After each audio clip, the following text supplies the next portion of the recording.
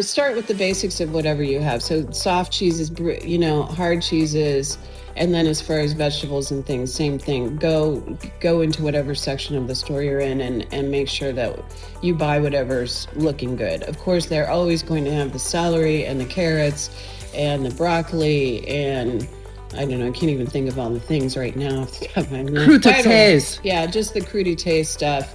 I have in the past also, for not such bigger parties, but I've gone and just bought the massive crudité tray at Costco. Welcome to the Charcuterie Cottage Biz Podcast, the show for makers, bakers, and food creators ready to turn their kitchen skills into real income without all the overwhelm. We're your hosts, Andrea and Patti, the Grazing Biz Sisters, a professionally trained chef and a multi-million-dollar marketing strategist with over 60 years combined experience helping entrepreneurs start, price, market, and grow profitable food businesses. Whether it's a side hustle or full-time dream, you're in the right place. Now, let's start the show. Hey, welcome back to the Charcuterie Cottage Biz Podcast. Cottage Biz Podcast. Andrea's not with me right now. We actually have had a busy couple of weeks. I've been traveling. I took a cruise, and Andrea has been busy getting ready for a big, huge event here in Arizona with her outdoor market. So she's been busy making dried soups, and just getting ready for all of that. Anyway, she was down here in my neck of the woods, down in Scottsdale, and staying with me. So ironically, this coming weekend, I have a big grazing table to put together. And for those of you who don't know what a grazing table is, because maybe you're coming in from a different food, it basically is a massive charcuterie table that people can just graze. So I'm doing it for a wedding this weekend that happens to be my stepson's wedding. And we're going to have about 170 or so people there. And I wanted to pick my sister's brain. She's going to come back down and help me get everything set up, but I got to shop this week, and was needing her advice. And so this is the first big grazing table I've done. She's done a few. I haven't ever done one personally, and without her being here to shop with, I needed some info and some help from her. So we basically put the phone down on the counter in the morning, and you'll hear that our voices are still kind of waking up, but and had our coffee, sitting in our robes, having a chat, and that's what you're going to hear from us today. We're going to bat around ideas to get this grazing table together, and hopefully it will turn out beautiful. I'm still a little freakish because there's a lot of people, and because it's family, it even makes it a little more stressful, if you know what I'm saying. But my plan will be to report back to you how well it did. We'll definitely post pictures in our Facebook group. If you have not gone to our Facebook group, you want to make sure that you're joining us over there. It is it's basically the same thing, Charcuterie Cottage Biz Success, and you can go over there and follow us on that. But I am going to post some photos on all of that, and then we'll report back to you on one of our next podcasts. But we've had a crazy busy beginning of the year between the two of us, and finally things are starting to really rock and roll in everything we're doing. And it happens because we're out there. We're doing our thing, trying to tell the world what we're doing. I got 3 new gigs coming up, 2 for charcuterie and 1 for singing, with a builder. So I would recommend that you go reach out to builders who, in 55 and older communities. So I have that coming up in the next few months for 3 different events for them. And so that's kind of exciting. But the only way anyone's ever going to know what you do is by telling the world. And I want to make sure that you understand how important that is. Tell everybody, because you just never know who's reading your posts online. So everything you're doing, even if you're just getting up in the morning and rising dough, take some video of it, because people are going to ask. You're doing something different than they're doing, and they're curious. And once they see what you're doing, you don't know when they're going to go out and tell somebody about what you do. So I can't even stress how important that is. And that's how I'm getting these 3 gigs. that are coming up because someone in my world saw a couple of posts that I do. They know that my husband and I sing. They also know that I have a charcuterie business. And so I got, 3 big gigs coming up that are going to pay me significantly for the stuff that we love to do. So you can do it too, no matter what it is you're selling. So hopefully you'll get some fun and joy out of this and some information, I think, more than anything out of the recording that we're going to do. So I'm just teeing this conversation up. Andrea had to run out. You'll hear me at the end.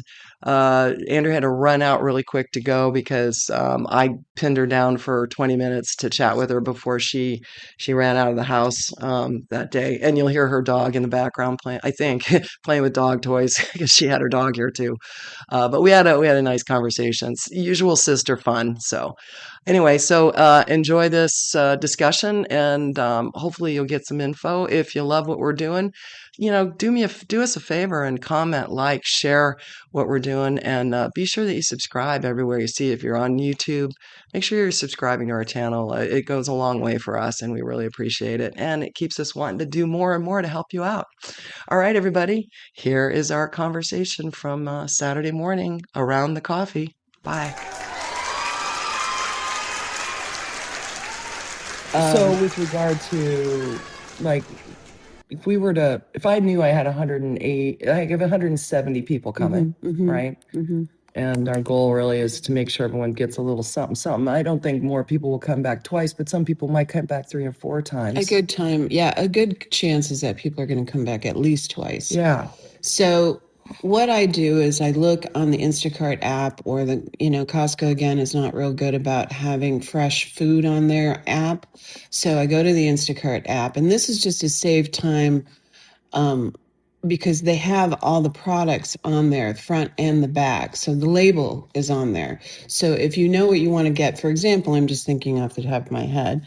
So the brie, if you go in and to the Instacart app, you put Costco in and you put in cheese, it will give you like the round of brie, and then you flip it over on the app and look at the picture, and it tells you how many people it will feed and the amount that it's determining it from. So if it's an ounce or 2 ounce, let's say you're planning on an ounce per serving.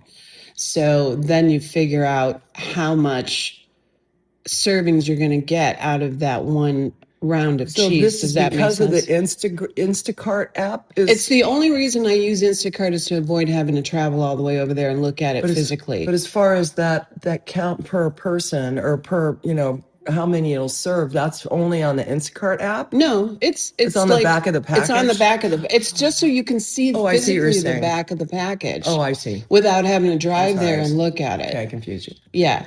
So I hope that makes sense. It makes sense. So you go to the Instacart app, and then, again, I live in rural Arizona, so I don't want to drive all the way into town to find out label information because I never remember it off the top of my head. I try to take pictures of things when I'm in stores, the back of the labels, to see what they are, but I'm not real good about it. But anyway, so that's one way of doing it. And then what you do from that point is you can see how much they say you're going to get out of that cheese. Yeah.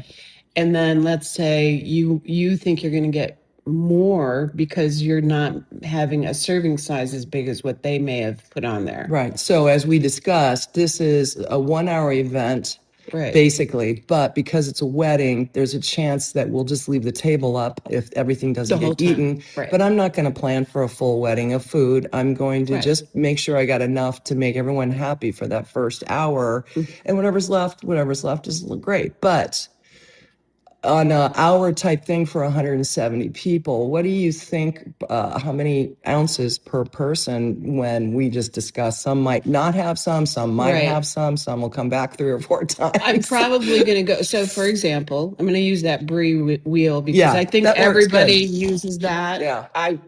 If you're not using it, you should be using it. Yeah. So, the brie wheel, I don't remember what it says. I mean, I can look it up real quick, but I would probably plan on 1.5 ounces of that, which is basically a little slice that would go on a cracker or a piece of bread or whatever you're serving it with. So it'd probably be 1 to 1.5 ounces. And would I say that for that's all how- the cheeses?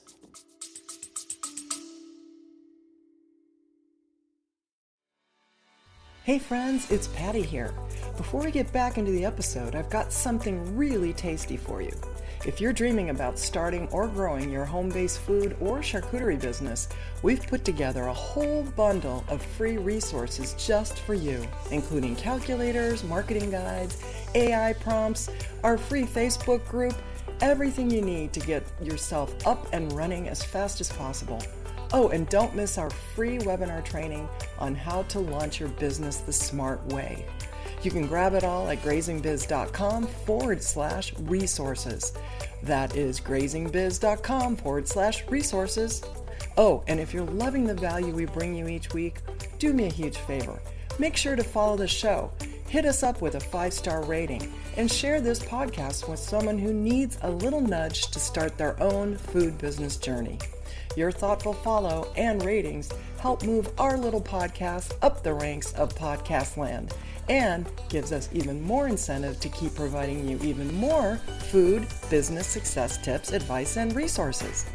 Thanks so much. We appreciate you. Alrighty, let's dive back into the rest of the podcast. Yeah, pretty much. I would say that for all the cheeses and all the meats, because when you have a wedding that big, and in this case, we have a wedding that also has other Food. appetizers going on in that's that right. first hour of cocktail. Right. So you want to, so you're keeping that into, the back of your mind. Sure. You got to know Granted, that. we're going to leave it out because we just want them to eat it, and I don't want to take anything home. Hello. Yeah. So, and I'm sure they don't want to take it home. So we're going to try to, hit the nail on the mark with the, with the table itself for that hour. But it's pretty hard to do. Unless people are ravaging hungry, they might come in and just scavenge everything like This crazy party, people. very good chance. Yes. Yeah, especially because they're drinkers. This is a They're drinker drinkers. party. Yeah, they're drinkers. And they need the cheese and they need the fat from the salami to keep going. So there's that aspect to this whole thing, because if you're doing like a baby shower, it might not be the You same. don't need that. Although last baby shower I had a few drinks. Yeah, that was you. Whereas I'd be drinking tea. So anyways, that's just food for thought. But again, we're Patti and I are going off of a situation where we don't have to worry about how much we're doing this as a gift. Yeah. So this is kind of a free for all, and we just want to make sure it's good. And you always want to make sure it's nice, and you always want to make sure it's good. But we're in a different circumstance, so we're just kind of doing a free for all. Yeah, we're kind of winging it, but at the same time, we want it to, if somebody's telling us, we still don't want to overbuy. Right. If they're telling us we want this, this, and this, great, but you still don't want to overbuy, right? You got to get all the back end, figure out all these other things. Don't just say I'm going to show up and not know what else is going on around it. Yeah. And so you got to know how long you got to be there, and you got to know what other food's going to be there. So that makes huge sense. Okay, so now I was mentioning to you that when you had done Derek's wedding, that's my other son, that you just kind of, like, what did you put on there? Because I was busy doing other things. So let's talk about, obviously we want to make it look pretty. This is going to be an 8-foot table. We know that. Right. So let's talk about that. And then we'll talk about setup real quick, because I know you have to go. So I just wanted to get this stuff in. So yeah, for those that are listening, I'm on my way to a market this morning. So I got about a few minutes here. And we both sound asleep, and we're sitting here in robes, honestly. Drinking our coffee. Cheers, sister. Anyway, actually in person. Okay, so let's talk about, the meat and so you would say I go to Costco and should I just buy every cheese I see, or what? No. So, in this case, again, I'm just making it up because we're not on a specific thing with this, but I go and buy what's on sale. When I have a free for all and they're just like, do whatever you want, make sure it's enough for 170. And when you get good at what you do, you will get customers that will let you do whatever you want. Sure, this is not an abnormal circumstance. So what you do to save yourself money, because at the end of the day, that's what this is all about, is go there and see what's on sale. See what vegetables look good too, because a lot of times, and I have that disclaimer on my website, the vegetables that you may have thought were going to be good look horrible. Right. And you don't want to drive all over town trying to find something specific. So that comes into play. So that's what I do. I go to the store, I choose what looks good, what's on sale, and obviously I'm flipping them over to make sure that, looking at the price or looking at how much it's going to feed according to what they've got on their label, and then knowing what I want to serve. So that's okay. I hope that makes sense. It does. And actually, as I'm listening to this, because Costco is very consistent with its pricing, we would do that last. I would suggest maybe because I might want to go to Walmart, because I shopped for my last gigs at Walmart and did really well as far as the cheeses and things went. Now, this is a way bigger gig, I think. So maybe, I don't know, but because I didn't need to buy in bulk necessarily. Right. But this time I kind of do need to buy a little more in bulk. So I know what Costco has, and I know they're not going to have anything on quote unquote sale mostly, right? So no, exactly. But the price is going to be better for the number of people that you're purchasing for. So I agree. You're going to go to smaller stores like Aldi. Yeah. I know people talk about Trader Joe's within the Facebook pages and stuff. Y'all need to just remember that Trader Joe's, yes, they got cool stuff, but they are expensive. I don't get it. You get the smallest little teeny thing for for a rather high price. It may not seem like a lot when you look at it, but when you factor in how many people you're trying to feed and that stuff, it's too expensive. And you'd say same with Trader Joe's Whole is Foods. not my choice. And Whole Foods is not even an option unless you had somebody who wanted something special, some kind of nutty fruit or something, because some people do that. They want some kind of exotic thing, and you can only get it at Whole Foods or Trader Joe's or whatever. But don't, avoid those places as a regular option. Okay. And once you get to know your restaurant stores now, Restaurant Depot, all of their products are online. Their search engine within their website sucks. So it's kind of, it's just one of those things. It's kind of like going into ChatGPT and getting a good prompt. You're not going to get a good search on the item by just putting in, I don't know, green beans or whatever, because it just, for some reason, it doesn't work. Their search is terrible on Restaurant Depot. But if you go to Restaurant Depot and you know that these are the items that you would want to do, go there and take some pictures. My phone is full of thousands of pictures of stores and their products, so that I don't have to go back and I don't have to search, and I have them grouped within collections within my phone. And, the price is going to vary, but it's not going to vary that much on a day-to-day basis. So I take pictures of the price and of the label, and I try to keep everything together. Okay. So as far as absolute musts on a table like this, then let's talk about that so I can make sure that at the minimum, we're putting the things that we know people will expect to see, and then anything else that we may want to get. So one of the things that we've been spotting is these floral bouquets because of Valentine's Day. This came all over the place, and that was something I thought would be kind of fun. Not have to make enough for 187, but they're skewers that have flowers on them, and it'll look really cool on the table as a centerpiece or as a because you want height on your table. Right, but the concern we have is that people won't eat them because they're afraid they're gonna wreck them or something. Yeah, but I mean, we'll put a sign on there and say eat. You know, or eventually they'll figure it out. Right, especially if they're scavengers and they're drunk. But we know for sure that we're gonna need some sort of salami. I always start with the basics, which is brie, cube cheese, and for everybody. I don't understand why people buy cube cheese. Pre-cubed. Tastes like crap. It tastes bad because they do put like a little cornstarch mixture on it. Oh, yuck. That's why it gets that sort of waxy thing to it. Yeah, and they don't taste good. Anyway, cut your own. Yeah, cut your own damn cheese. No pun intended, but just cut your own cheese. So anyway, so whether it be the blocks, the big 2-pound blocks from Costco or Walmart, and actually I have found 2-pound blocks cheaper at my Safeway, which is outrageous for me. Yeah, but Safeway and Walmart are starting to become very even. In my world anyways, as far as pricing goes. So I don't drive all the way into town because my Walmart is 15 miles away.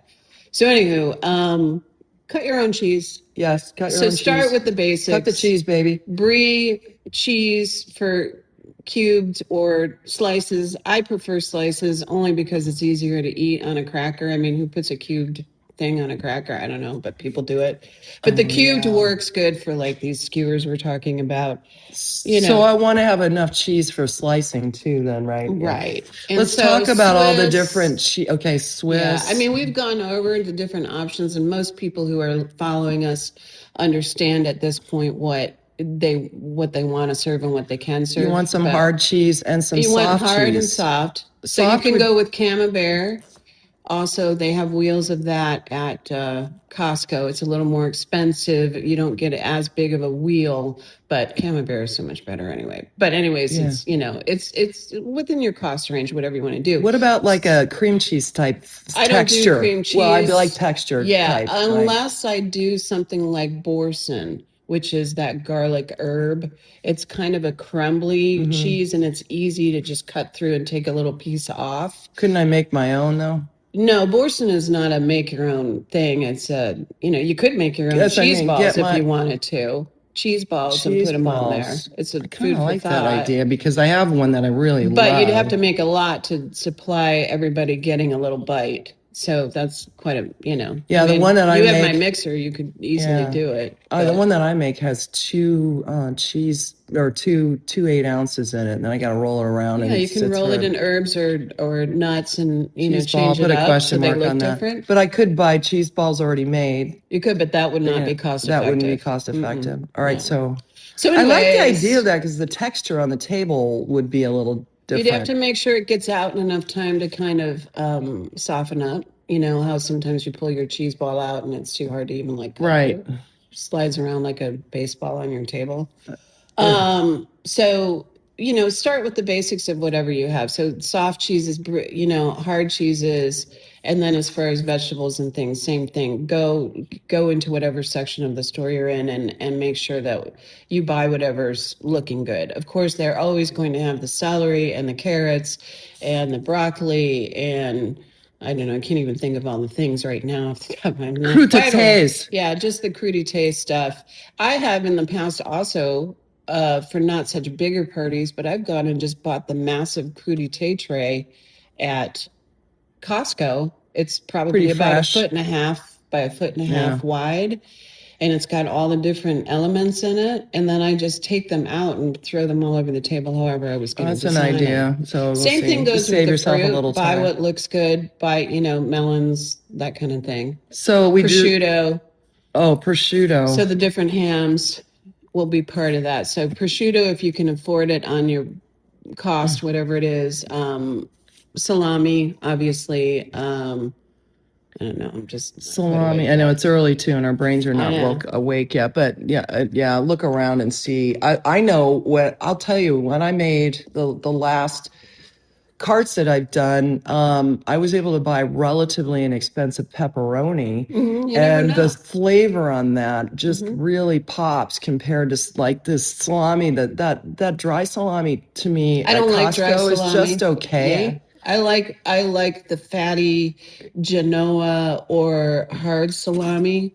I don't like dry salami, number one, because it is dry. By the time you get it out on the table, it dries up more. It dries up more. It turns into like those little, like little round bowls, and so they don't look good. Do you recommend I go? Do you recommend for something like this that we go to the deli and have them actually cut it? Never. Okay, never.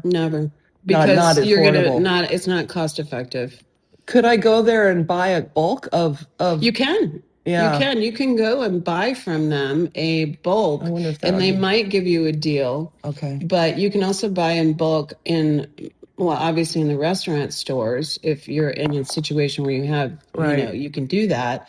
You can also buy the bulk pieces of ham and things at Costco. So. Most people don't know that because they don't look for it.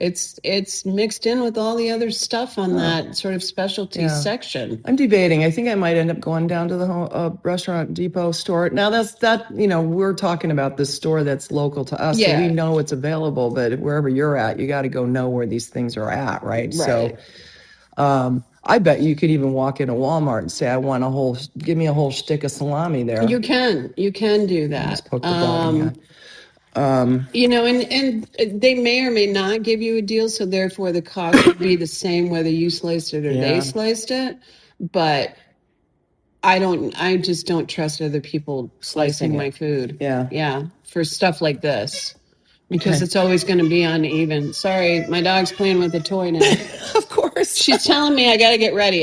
We got to wrap this one up. Okay. But, so the other, just as far as decorating the table really quick. So we are going to do a little bit of an elevation, and I've got stuff, but and the fruit bowl that I wanted to make out of cutting up the fruit and stuff like that. I'm challenged with cutting up the cantaloupe. Although I always like melon balls.